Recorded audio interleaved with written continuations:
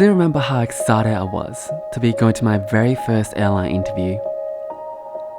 Catching a plane, staying at a hotel, wearing a suit. Airline interviews are nerve-wracking, yet somehow very exciting. According to data released by Delta Airlines in 2017, 100,000 hopefuls apply each year and only 1% pass the ever-challenging nature of the airline interview process. Throughout the past 2 years, I've applied more than 30 times to overseas, Japanese and Australian airlines. I travelled interstate and across the ocean to attend open days and assessment days with the hope that I will finally be successful against hundreds, if not thousands of applicants. I sacrificed my spare time, a good amount of my savings, and of course, my energy into chasing my dream of becoming cabin crew. But rejection after rejection, my optimism slowly disappeared.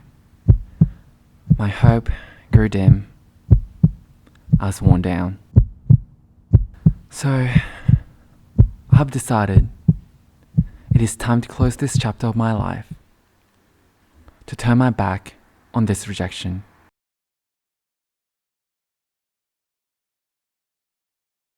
But not without saying hello to the next new chapter.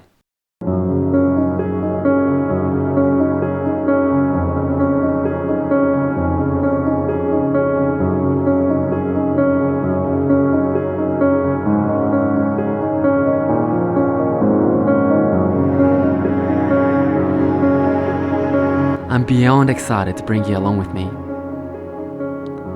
This new chapter is unexpected.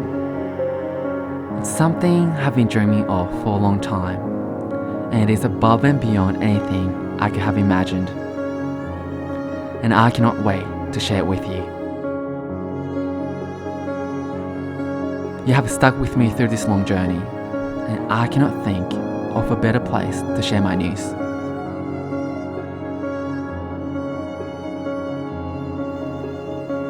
I'll see you very soon for my brand new series.